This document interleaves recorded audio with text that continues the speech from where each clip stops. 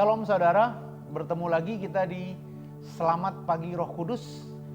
Saya sangat percaya kita semua yang mengadakan acara ini sangat percaya saudara yang mendengarkan dan yang mengikutinya, mengikuti pujian, penyembahan dan firman Tuhannya pasti diberkati. Kita sangat percaya kebaikan kemurahan Tuhan mengikuti saudara semua. Mari kita menyanyikan sebuah lagu saudaraku, karena Allah kita adalah Allah yang sanggup, Dia Allah yang luar biasa menjagai saudara dan saya, menyediakan kebaikan sepanjang hari ini. Apa yang kita percayai kita pasti akan terima. Mari kita nyanyikan Yesus Tuhan. Yesus Tuhan, mulialah namanya. Yesus Allahku, besar kasih-Nya. Dahulu, sekarang, dan sampai selamanya. Kasih-Nya tak pernah berubah. Yesus Tuhan, mulialah namanya. Yesus Allahku, besar kuasa-Nya. Dahulu, sekarang, dan sampai selamanya. Kuasa-Nya tak pernah berubah.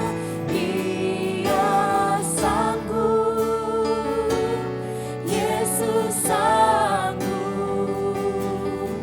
melakukan perkara yang besar.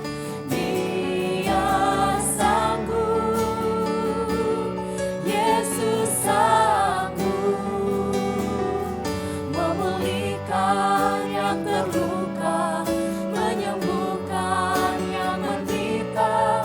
Dia sanggup memulihkan hidup.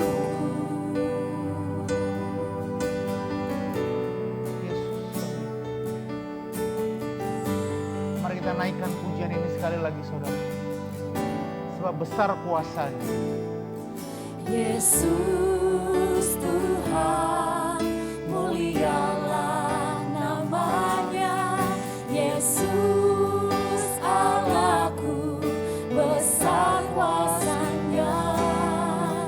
Dahulu, sekarang, dan sampai selamanya. Kuasa-Nya tak pernah berubah. Kuasa-Nya tak pernah berubah.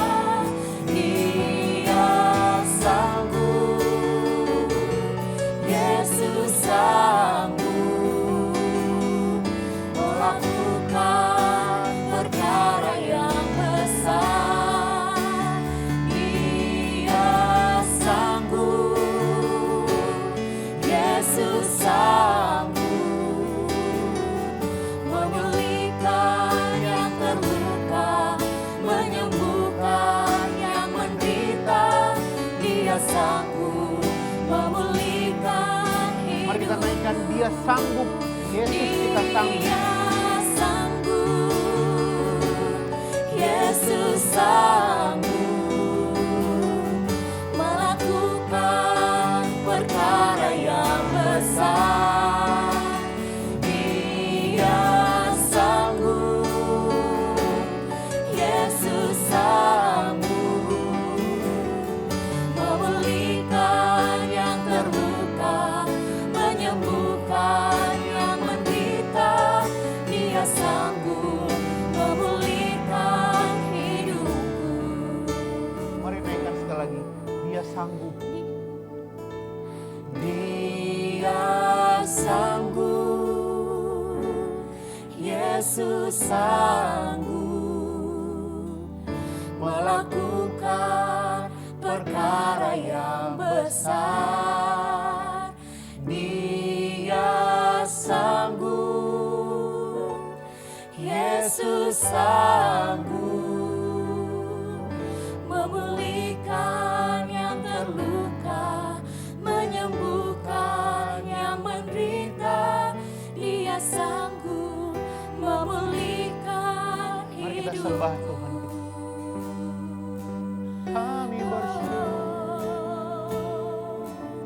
Terima kasih sebab Engkau Allah yang baik. Kau sanggup memulihkan kami dan sudah menyediakannya Tuhan. Menyembuhkan setiap kami, berikan hikmat kepandaian. Dalam-Mu ada jalan keluar. Penuh kasih karunia, kasih-Mu Kami besar bersyukur. Tuhan. Terima Kami kasih bersyukur. Yesus. Tiada yang seperti-Mu, tiada yang seperti-Mu. Kami bersyukur.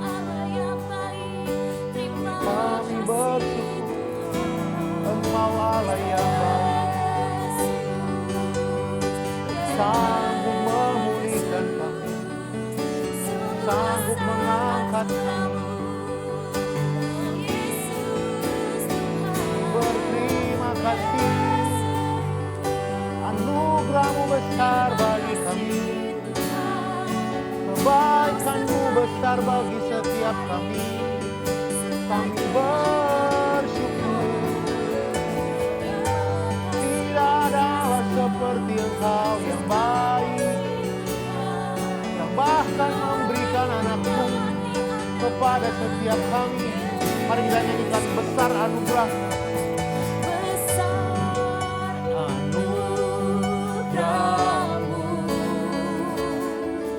berlimpah kasih-Mu, Semakin hari semakin hari semakin bertambah besar besar anugerah-Mu Tuhan, besar anugerah-Mu berlimpah kasih-Mu, semakin hari semakin hari semakin bertambah besar anugerah-Mu.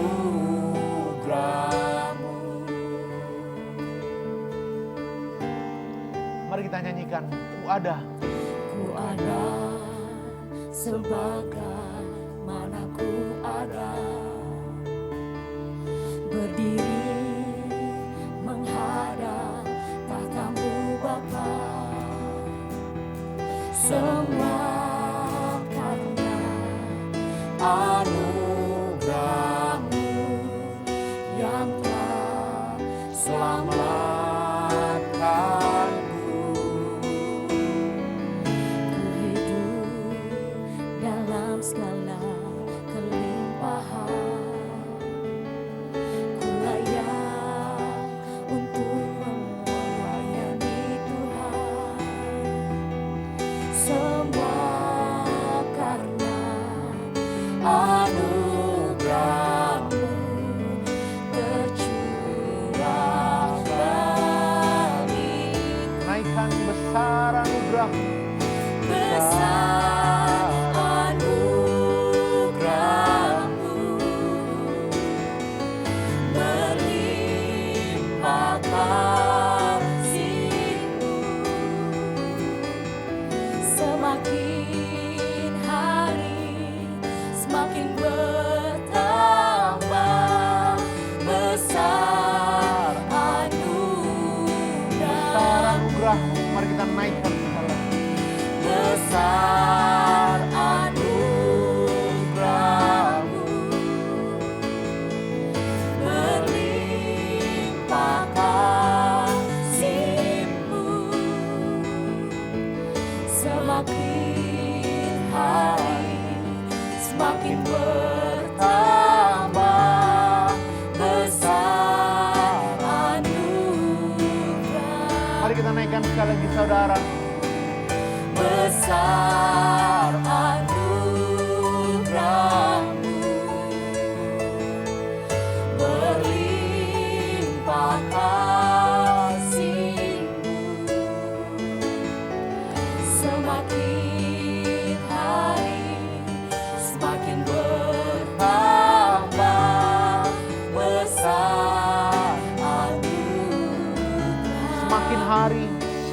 bertambah. Semakin hari semakin bertambah besar anugerah. Semakin hari semakin bertambah besar anugerah. Semakin hari semakin bertambah besar anugerah-Mu.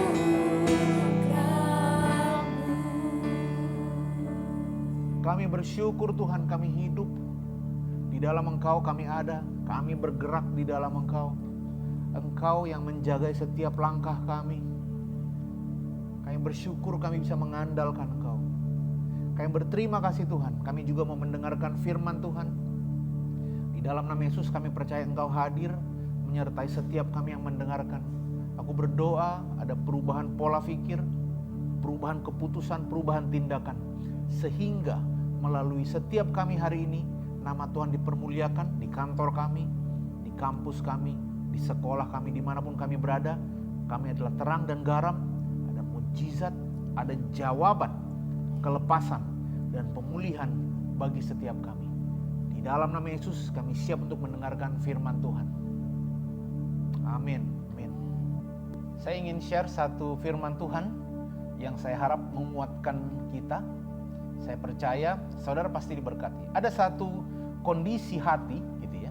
Ada satu situasi yang seringkali dianggap oleh orang-orang Kristen atau orang percaya sebagai suatu hal yang simple, suatu hal yang kecil, tapi sebenarnya ini sangat berbahaya saudara. Ini penting sekali kita mengerti supaya kita terhindar dan supaya saudara tidak mengalami jerat dari si jahat yang membuat kita kadang ngerasa kita benar, tapi sebenarnya kita membuat diri kita yang benar dan bukan firman Tuhan.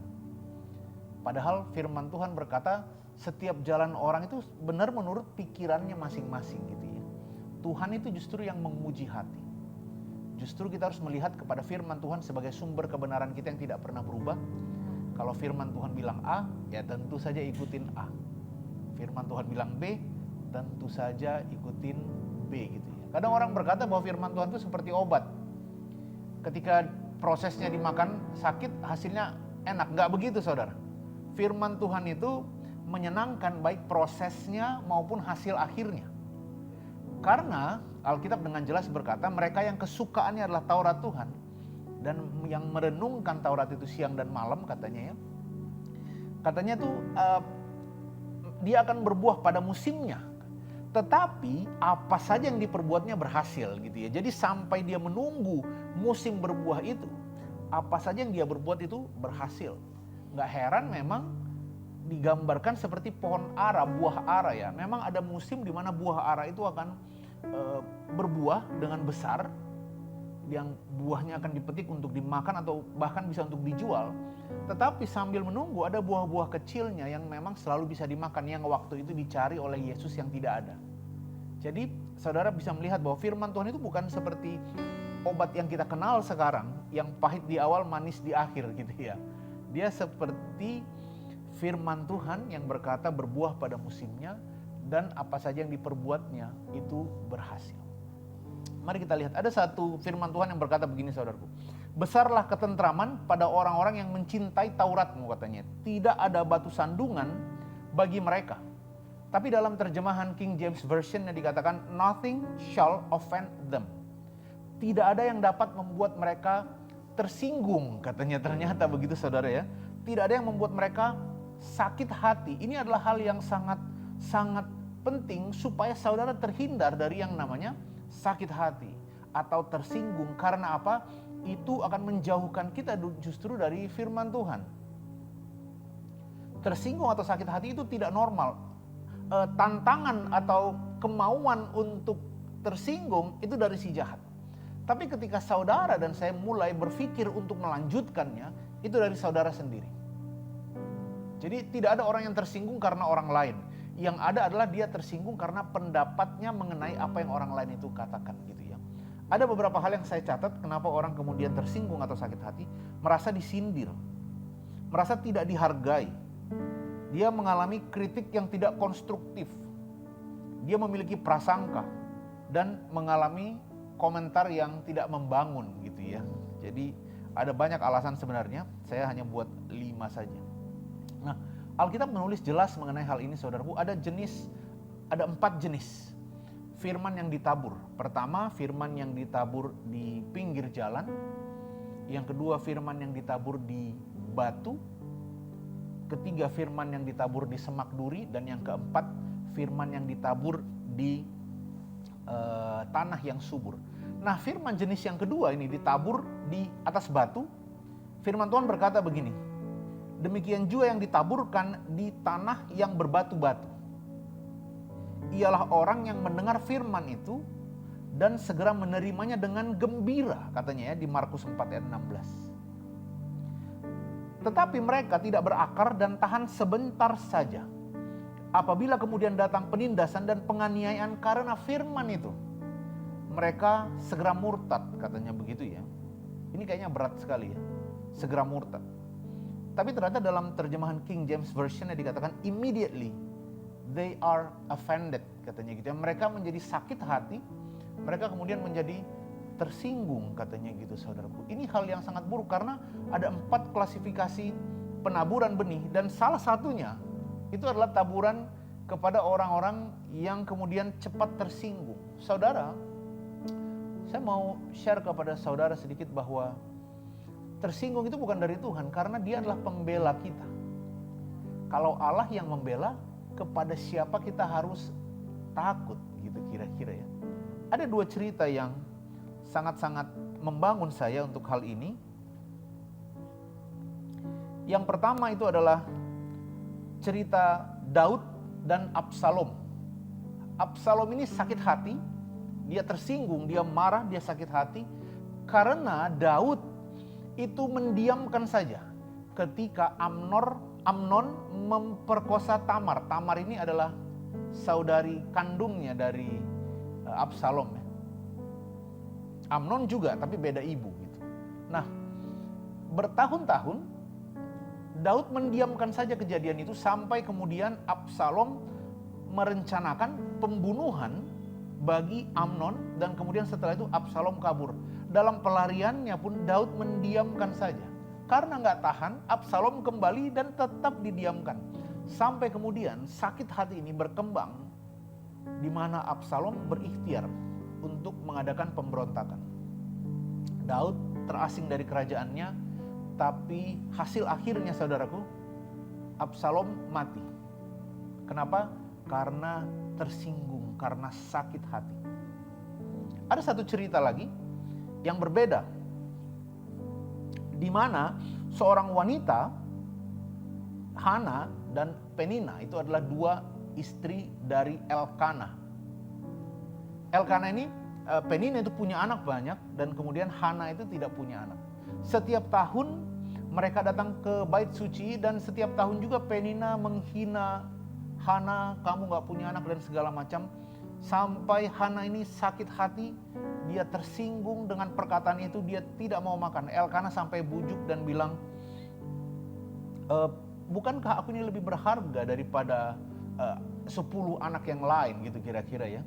Dan kemudian pada suatu kali setelah mereka habis makan dan minum, berdirilah Hana, sedang Imam Eli duduk dekat kursi tiang pintu bait Tuhan. Perhatikan saudaraku, Absalom memikirkan sendiri pembalasannya atas ketersinggungannya. Tapi Hana berbeda. Dia datang kepada Tuhan dengan hati pedih. Ia berdoa kepada Tuhan sambil menangis terseduh-seduh. Bernazarlah ia, katanya, Tuhan semesta alam, jika sungguh-sungguh Engkau memperhatikan sengsara hamba-Mu ini dan mengingat kepadaku dan tidak melupakan hamba-Mu ini, tetapi memberikan hamba-Mu ini seorang anak laki-laki, maka aku akan memberikan dia kepadamu untuk seumur hidupnya, dan pisau cukur tidak akan menyentuh kepalanya. Kemudian Hana bersama Elkanah ini punya anak yang bernama Samuel. Selebihnya sejarah, saudara. Samuel menjadi orang yang sangat luar biasa. Dia mengurapi Daud. Dia bahkan mengurapi raja pertama, Saul. Saul ini saudaraku, bukan dari keturunan yang seharusnya, dia dari suku yang berbeda. Tapi firman Tuhan berkata, seandainya Saul waktu itu mendengarkan perkataan Samuel, bukankah Allah akan mengekalkan kerajaannya, katanya gitu. Jadi dua raja yang sangat luar biasa itu diurapi oleh Samuel. Kenapa? Karena ada orang yang sakit hati dan membawanya kepada Tuhan. Bukan mencari orang lain, bukan mencari teman, bukan mencari pendapat-pendapat yang salah yang membenarkan tindakannya. Karena tersinggung, sakit hati, itu bukan dari Tuhan. Saudara sakit hati dengan orang di kantormu, saudara tersinggung dengan perkataan temanmu, saudara tersinggung dengan perkataan atasan, dengan perkataan rekan di gereja mungkin, di rumah mungkin, tersinggung dengan perkataan orang tuamu. Saudara datang sama Tuhan. Dia adalah pembela saudara. Saya mau bacakan satu firman Tuhan. Akal budi katanya gitu ya, membuat seseorang panjang sabar dan orang itu dipuji karena memaafkan pelanggaran. Jadi saudara perhatikan, orang itu dipuji justru karena memaafkan pelanggaran. Di ayat lain, siapa menutupi pelanggaran mencari persahabatan. Tetapi siapa membangkit-bangkitkan perkara, menceraikan sahabat yang karib. Ini penting sekali kita mengerti saudara, supaya kita tahu kasih itu, kata firman Tuhan, menutupi banyak pelanggaran, bukan mengumbar-umbar kesalahan. Karena semua orang adalah orang berdosa. Kalau ada satu tuntutan Tuhan kepada manusia, maka tuntutan itu adalah, aku sudah mengampuni kamu, maka ampunilah orang lain. Bukankah itu yang terjadi kepada seorang pria yang dibebaskan hutangnya miliaran rupiah. Miliaran kalau kita anggap rupiah ya. Tapi kemudian ketika ada temannya yang lain berhutang sama dia puluhan juta, dia tidak mau bantu. Orang yang membebaskan dia dari miliaran tersebut menuntut dia dan berkata, bukankah aku sudah mengampuni kamu? Kamu juga harusnya mengampuni dong. Kalau ada satu tuntutan, memang Tuhan ngomong, aku mengasihi kamu, maka demikian kasih itu kamu berikan kepada orang lain. Saudara perhatikan, sakit hati, tersinggung, itu akan membawa kehancuran bagi orang-orang yang mengalaminya, dan juga mengganggu bagi orang yang kepadanya kita tersinggung, gitu kira-kira. Kepadanya kita sakit hati. Apa yang perlu kita lakukan? Allah turut bekerja dalam segala hal untuk mendatangkan kebaikan, kata firman Tuhan. Jadi semuanya mungkin yang dikasih buruk, tapi bagi Tuhan itu mendatangkan kebaikan untuk kita yang mengasihinya. Nanti saya akan share juga di Selamat Pagi Roh Kudus di hari Kamis, saudara. Tapi untuk sekarang ini saya mau share kepada saudara.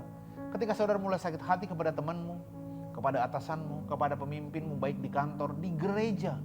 Karena sekarang di sosial media orang dengan mudahnya menghina pendeta dari gereja lain yang dia nggak pernah dengar khotbahnya mungkin, yang dia nggak pernah dengar omongannya.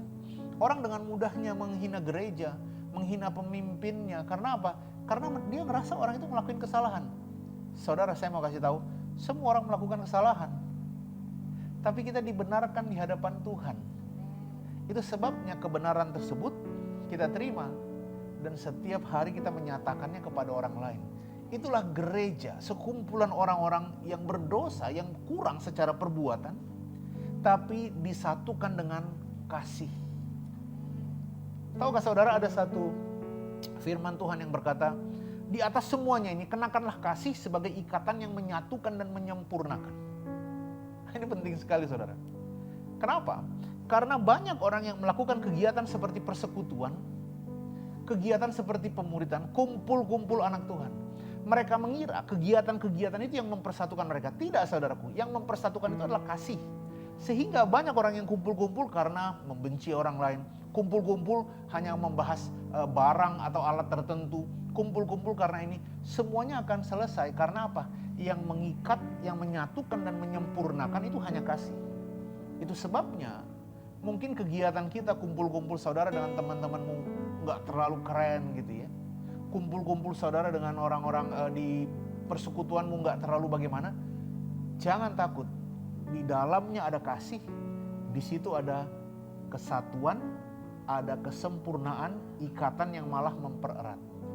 Dan jangan lupa di hadapan Tuhan ada hikmat, kebijaksanaan, dan kreativitas. Karena Tuhan itu adalah the creator katanya gitu. Jadi perhatikan saudara, justru kita ini hidup saling mengasihi satu dengan yang lain. Saling mendukung satu dengan yang lain. Firman Tuhan berkata dengan jelas, kita mendoakan musuh kita, berdoa bagi orang yang membenci kita, berkati musuh kita. Itulah yang membedakan kita dari dunia ini. Jika ada di antara rekan-rekan saat ini yang membenci temanmu, orang kantormu, atasanmu, membenci pekerjaanmu bahkan mungkin, sakit hati atau tersinggung, saya mau ajak saudara untuk merenungkan firman Tuhan ini, merenungkan renungan kita hari ini, bahwa Tuhan yang harusnya tersinggung atas segala dosa dan pelanggaran kita. Firman Tuhan berkata dia datang kepada anak-anaknya, tapi anak-anaknya nggak mengenal dia. Dia datang kepada ciptaannya, ciptaannya nggak mengenal dia. Tapi Tuhan merendahkan dirinya, mengambil rupa seorang hamba, melayani kita, mati di kayu salib, supaya setiap kita mengikut dia. Dengan cara yang sama juga kita lakukan setiap hari. Dan kita akan melihat kasih Tuhan terbit atasmu. Engkau semakin naik dan bukan turun. Engkau menjadi terang dan garam dunia. Tuhan Yesus memberkati saudara. Mari kita berdoa.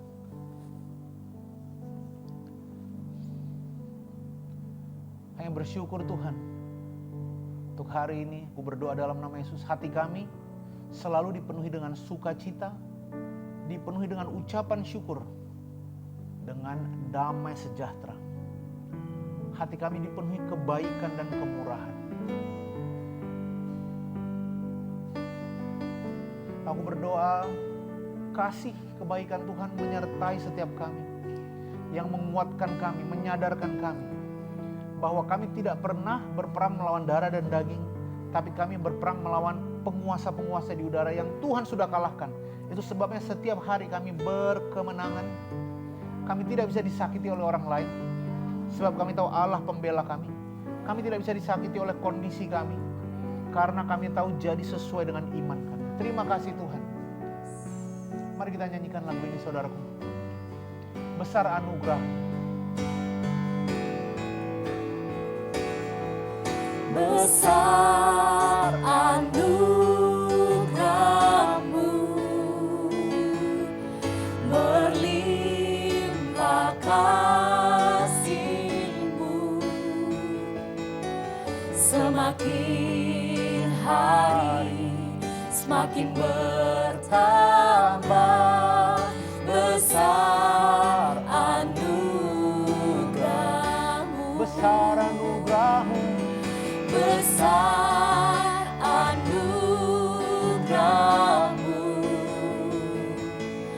berlimpah kasih-Mu, semakin hari semakin bertambah. Besar anugerah-Mu, semakin hari, semakin hari semakin bertambah. Besar anugerah, semakin hari semakin bertambah. semakin hari semakin bertambah.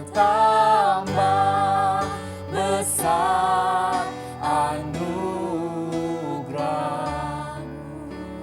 Terima kasih Tuhan, kami bersyukur untuk kebaikan-Mu. Di dalam nama Yesus kami berdoa, amin. Amin. Terima kasih untuk setiap kita yang sudah mengikuti kegiatan ini. Saudara, kita mengadakannya setiap hari Selasa dan hari Kamis. Saudara bisa melihat, mengikuti di channel YouTube. Dan buat setiap kita yang mau mendengarkan sermon dari GKKD Shouters, saudara juga bisa mendengarkannya di Spotify, di GKKD Shouters Sermon. Terima kasih, Tuhan Yesus memberkati kita semua.